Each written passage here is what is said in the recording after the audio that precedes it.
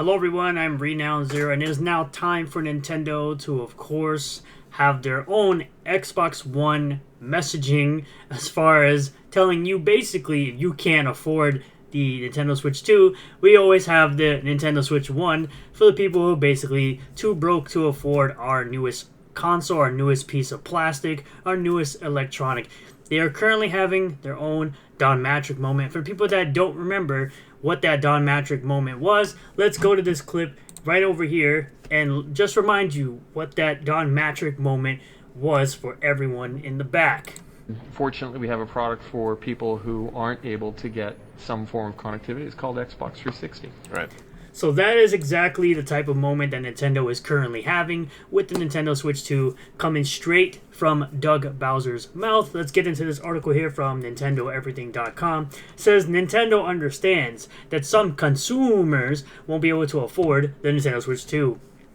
For a lot of people, the $450 price tag for the Nintendo Switch 2 was perfectly fine for all the enhancements and all the upgrades that the Switch has gotten from the Switch 1 to the Switch 2. But there are also other people who obviously can't afford that and can't put it in their budget.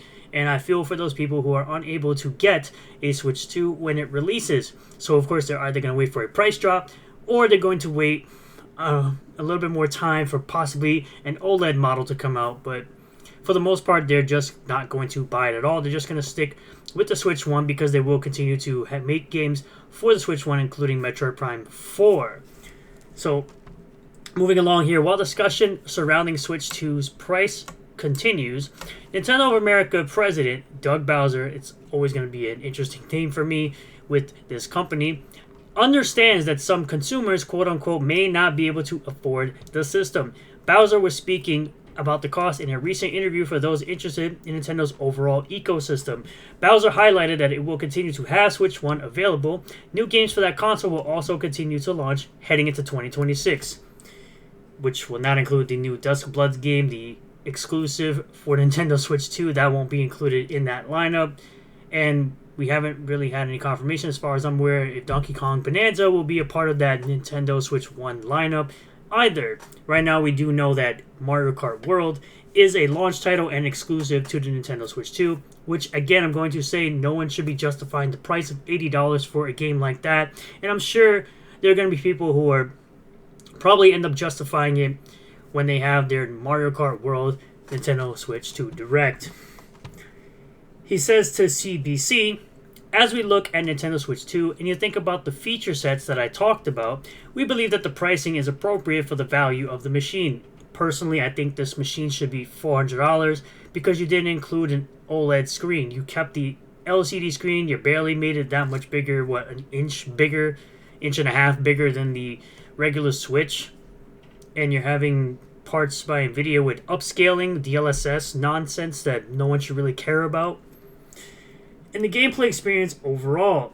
We recognize there are some people that may not be able to afford the Switch 2's price point. That's why we wanted to make the other Switch platforms available so people still have an opportunity to come into our gaming universe, be a part of these characters in these worlds, which doesn't make sense because, again, Mario Kart World is exclusive to Nintendo Switch 2.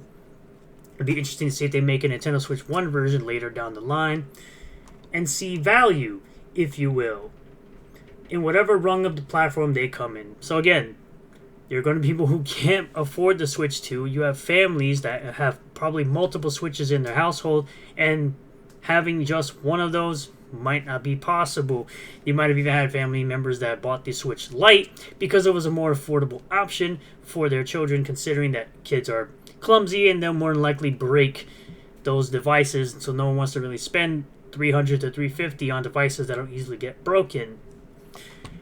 There's been plenty of talk surrounding Nintendo Switch 2's cost, including the live streams where they've been bombarded during their Treehouse lives of people saying drop the price, and some are fearing that it could go higher than the previously announced $450 price because of tariffs, even though production has been shifted over to Vietnam since 2019, which is where tariffs are currently being negotiated to be zero from imports and exports.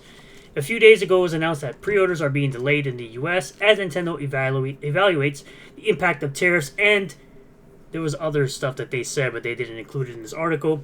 And it seems that also pre-orders have been halted in Canada so that the Canadian pre-orders and the American pre-orders can go live at the exact same time, while the UK and other regions have already taken pre-orders and sold out within minutes.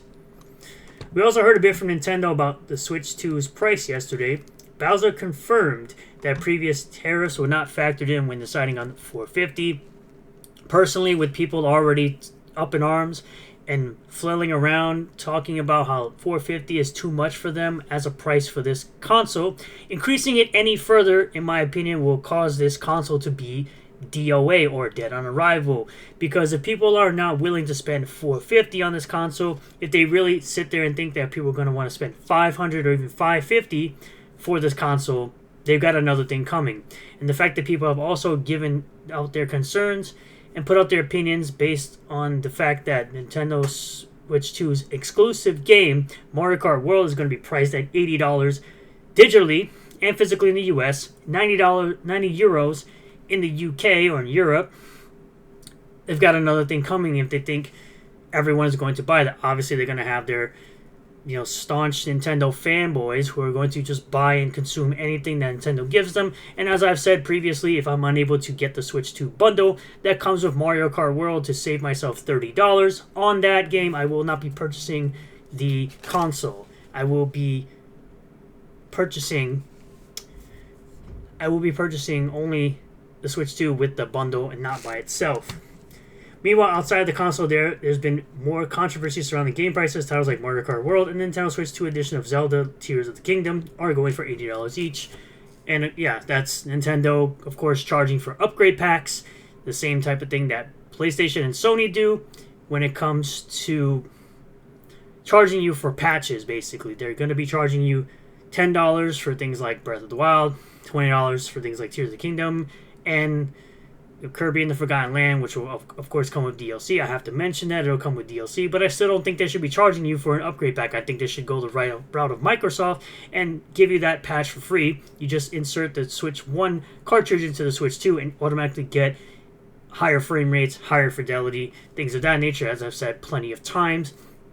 So right now, as I've also said, Microsoft seems to be the most consumer friendly, considering they have Game Pass, they have an affordable option to play their AAA games, as well as other indie titles and smaller titles that are placed on Game Pass for just $20 a month for consoles, and of course $12 a month for PC.